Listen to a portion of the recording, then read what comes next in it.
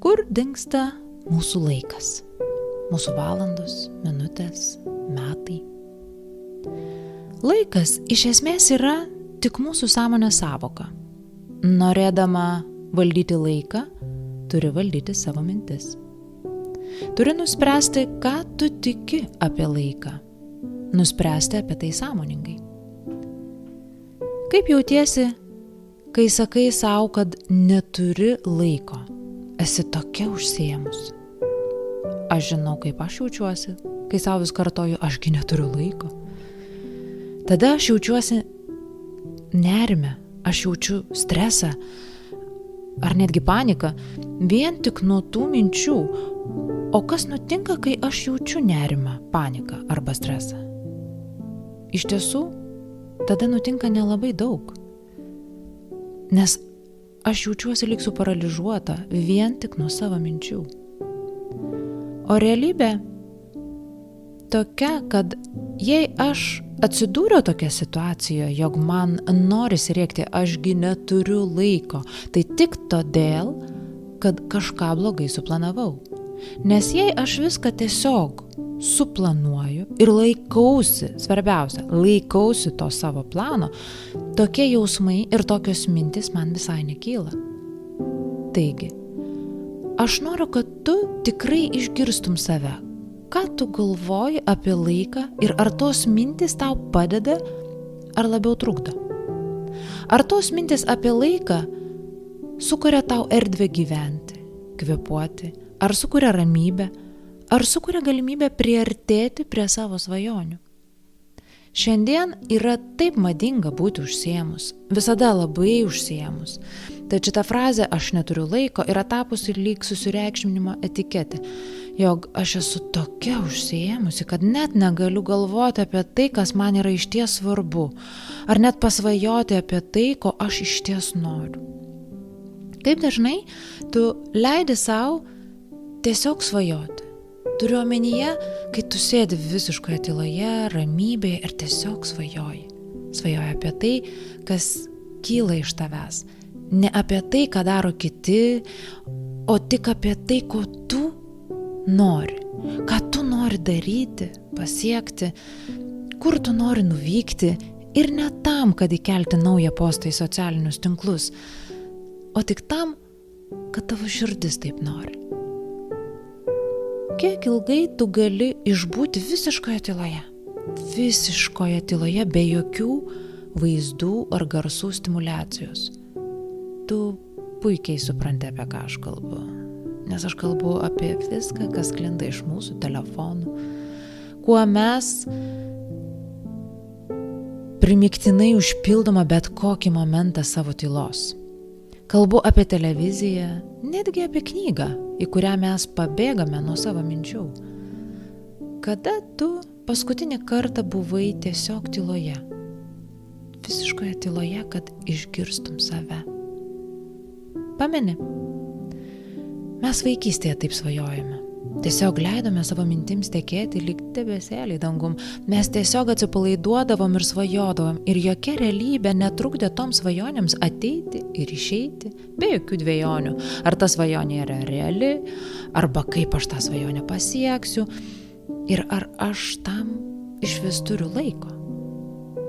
Nuobodulys yra nuostabus dalykas, jame gimsta daug genialių dalykų. Ar tu turi laiko panuobodžiauti ir pasvajoti? Dienoje laiko mes visi turime vienodai, tad kodėl kai kurie žmonės sugeba per dieną padaryti taip daug, o kiti ne? Nors regis, jie irgi vis kažką daro ir yra labai užsiėmę be paliovos, bet tas užsiėmimas nepriveda prie matomų rezultatų. Jeigu tu esi viena iš tų, kuri daro ir daro, o dienos pabaigoje rezultatų nemato, paklausk savęs, ką tu slepi už to "aš neturiu laiko". Koks yra tas jausmas, kokia yra tikroji mintis už tų tavo žodžių? Būk sąžiningas savo pačiai, jeigu nori kažką pakeisti. Kas slepiasi už tavo "aš neturiu laiko" ir kodėl tu sabotuoji savo tikslo siekimą? pasirinkdama veikti tai, kas tau yra patogu, vietoje to, kas tau yra svarbu. Gal tavo pasąmonėje gyvena mintis: bijau būti matoma. O gal netikiu, kad sugebėsiu. Arba gi mano rezultatai niekada negali būti tokie šaunūs kaip jų. Čia kalbu apie tuos ar tas, su kuo tu lygini save. Gal tai mintis, kad tau taip tiesiog yra patogu. Bet tingine, savęs ašgi nenoriu vadinti, tad geriau aš tai pati savo įvardinsiu, jog aš neturiu laiko. O gal tai, kam tu manai, tu norėtum turėti laiko, nėra tau labai svarbu. Galbūt tai net nėra tavo tikslas, tavo svajonė ar tavo noras, o tu tik jautiesi, jog tu turėtum arba tau reikėtų turėti laiko. Kokios dar mintys kyla tau galvoje? Kur tu jauti savo kūne tą nemalonų jausmą, kai sau sakai, aš neturiu laiko, nors tu aiškiai žinai, kad tai nėra tiesa. Nes net jeigu tu ir sugebi šiai akimirkai apgauti savo smegenis, tavo kūnas tai žino. Jis visada viską žino ir jis reaguoja į tavo pačios melą. Pajausk, kurioje savo vietoje, savo kūno vietoje tu esi sukaupusi savo melą. Mes visi dienoje turime tiek pat laiko. Tie žmonės, kurie pasiekia norimų rezultatų dienoje ar gyvenime, jie visada atranda laiko tam, ko jie iš tiesų nori. Jie randa laiko išmokti, ką nori išmokti. Jie randa laiko susitikti, su kuo jie nori susitikti. Jie randa laiko rasti informaciją, kurios jiems reikia. Jie randa laiko skirti savo kūnui, savo sielai, savo geroviai, tokiai geroviai, kokios jie nori. Jie visada randa laiko tam, kas jiems yra svarbu. Ir tu taip pat visada randi laiko tam, kas tau yra svarbu. Pažvelk į savo gyvenimą. Pažvelk į tai, ką tu jau padarei, ką tu jau pasiekei ir sukūrei. Nesvarbu, koks mažytis ar didelis yra rezultatas.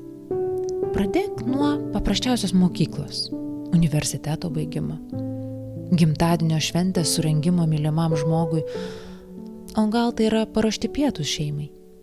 Tas nuostabus gėlių darželis ar milijoninis verslas, nesvarbu. Tu visada randi laiko tam, kas tau yra svarbu. Tu visada randi laiko tam, ko tu iš tiesų nori ir visada randi laiko tam, ko iš visos širdies nori.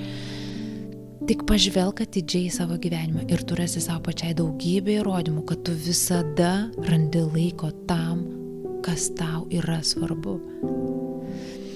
Net jeigu tu jautiesi užstrigusi su kažkokiu savo tikslu ar noriu ir vis kartoji savo, aš neturiu tam laiko. Pažvelk į veidrodį ir pripažink pati savo, kad tai nėra tiesa. Pasikalbėk su savimi nuoširdžiai ir paklausk savęs, ar tai, ko tu sieki ar nori, yra tau tikrai svarbu. Kai tu klausi savęs, kodėl tu kažko nori, ar tau nuoširdžiai patinka tavo atsakymas? Nes jeigu tau nuoširdžiai patinka tavo kodėl, tu tikrai tam norui atrasi laiko. Kad ir kiek baimių tavyje gyventų, kad ir už kiek baimių tu pati save slėptum, paklausk savęs, ko aš bijau, kad slėpiuosi, kad bėgu pati nuo savęs. Kokia yra tikroji tiesa, kuri slepiasi po tuo, aš neturiu laiko. Aš linkiu tau suprasti, kad baimė yra tik jausmas. Aš turiu omenyje baimę veikti, ne tą baimę, kai mes bėgame nuo realaus vilko miške. Turiu omenyje baimę parodyti pasauliui, ką mes kuriame. Baimę ištarti žodį, baimę būti savimi. Mes kur kas dažniau bijome pačios baimės, nei to, kas slepiasi po tomis baimėmis. Linkiu kiekvienai pamatyti save, linkiu kiekvienai išgirsti save ir linkiu kiekvienai rasti laiko tam, kas tau yra svarbu.